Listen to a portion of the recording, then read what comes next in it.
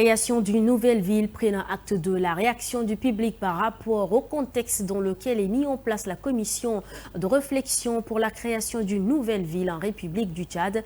Il est mis fin aux activités de la dite commission. Fin des citations. L'idée de la nouvelle ville est ajournée.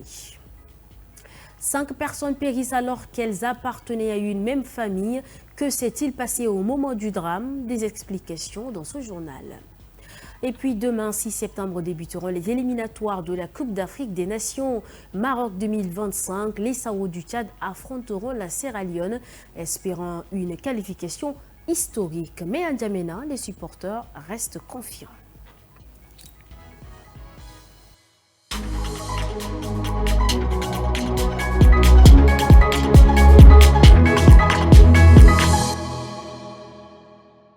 Bonsoir et bienvenue si vous nous rejoignez pour le 19h45. Plus de nouvelles villes, en tout cas pas pour le moment. Le gouvernement sursoit à son projet dans un arrêté de ce 5 septembre qui met fin aux activités de la commission de réflexion pour la création d'une nouvelle ville.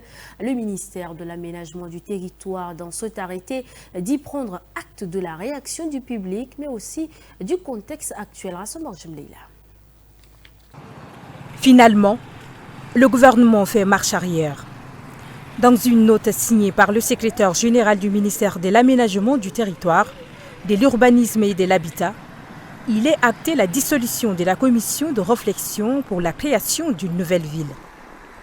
Dès sa mise sur pied, des voix se sont levées pour rejeter le projet d'extension de la capitale, N'Djamena. Ce matin, l'abandon de l'initiative est salué. Je trouve que la décision qui vient de tomber là, elle est salutaire. Parce qu'il faut annuler ça. Il faut d'abord fédérer les efforts pour pouvoir développer d'abord N'Djamena afin d'étendre maintenant nos efforts ailleurs. C'est une bonne chose.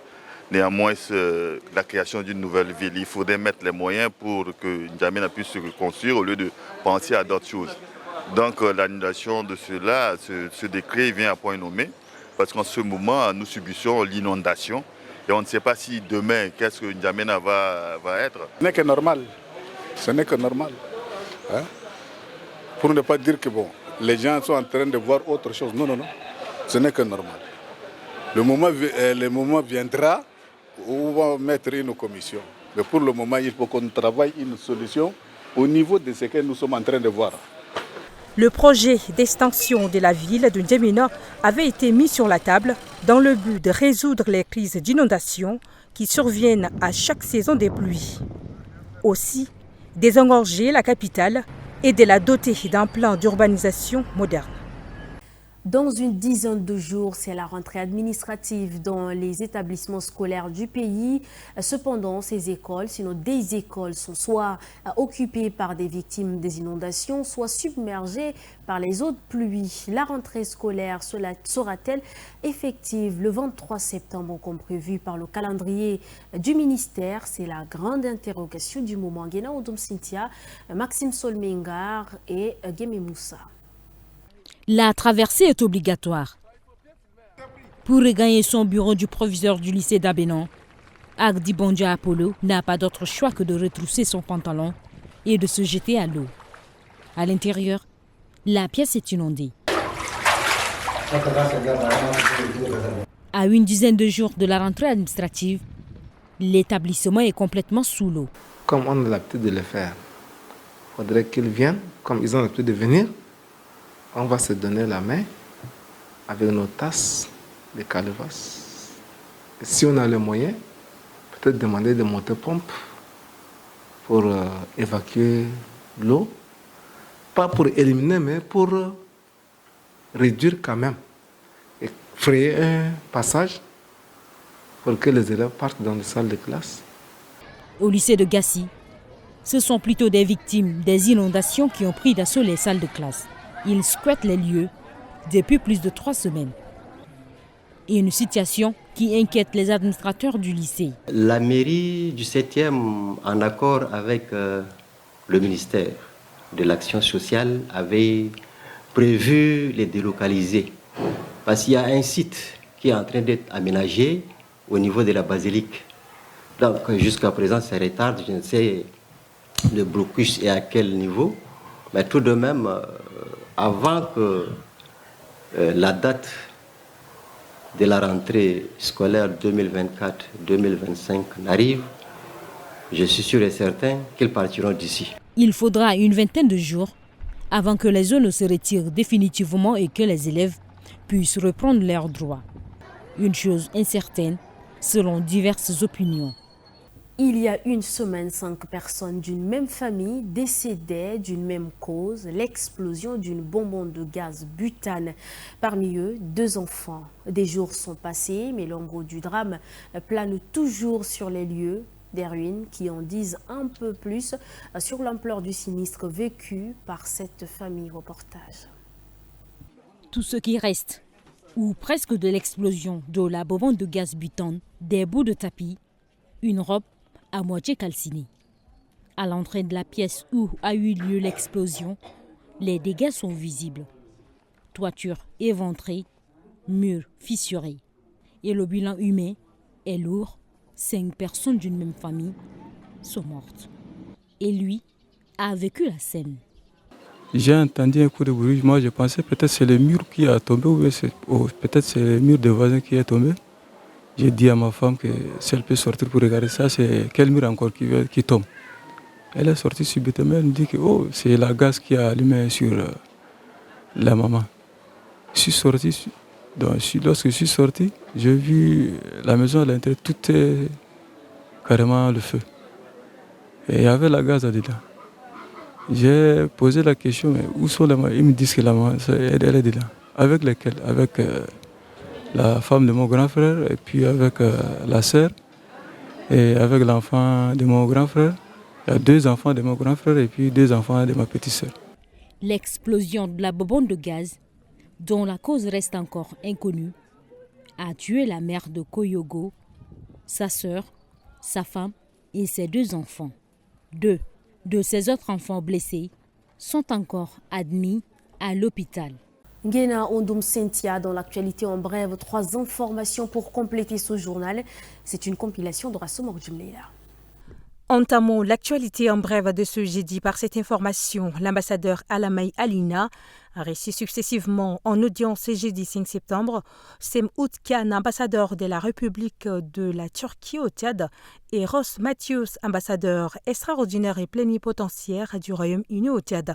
Au cœur des échanges, le renforcement des relations bilatérales entre le Tchad et la Turquie ainsi que l'invitation du Tchad à participer au sommet sur le climat.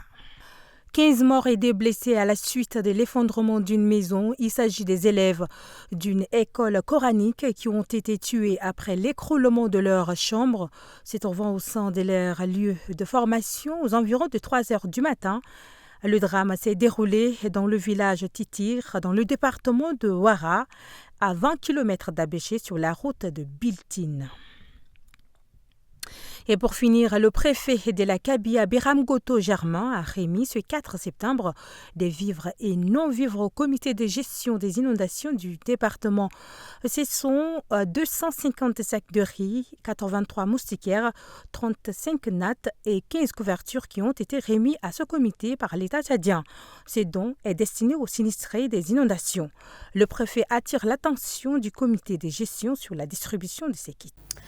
La compagnie de téléphonie mobile Airtel Tchad assiste les sinistrés de Bongor ce jeudi 5 septembre à travers un don dans l'optique de soulager en tant soit peu la population de Bongor touchée par les inondations. Et Médolina Sou est dans l'épaule. Améliorer les conditions de vie des Bongorois et surtout des sinistrés en cette période d'inondation, tel est le leitmotiv que s'est fixé la téléphonie mobile Airtel Tchad. Pour ce faire, des sacs de maïs, des sacs de sucre, des bidons d'huile et d'autres kits alimentaires ont été remis au secrétaire général du gouverneur de la province du Mayo-Kébi-Est afin de soulager un tant soit peu cette population qui fait face à cette catastrophe. Aujourd'hui, nous savons tous que ce n'est pas seulement le Tchad, c'est à travers l'Afrique, à travers le monde que les inondations sévissent. Mais on se dit en tant qu'entreprise citoyenne, nous n'allons pas rester les bras croisés.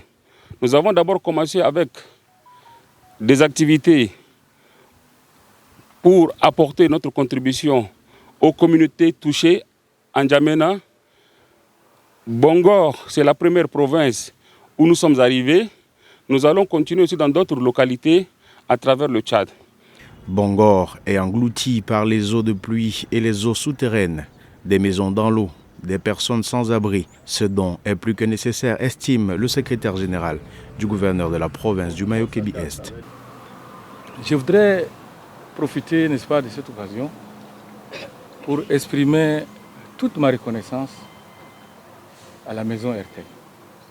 Et nous comptons beaucoup sur elle, parce que l'inondation ne s'est pas encore arrêtée.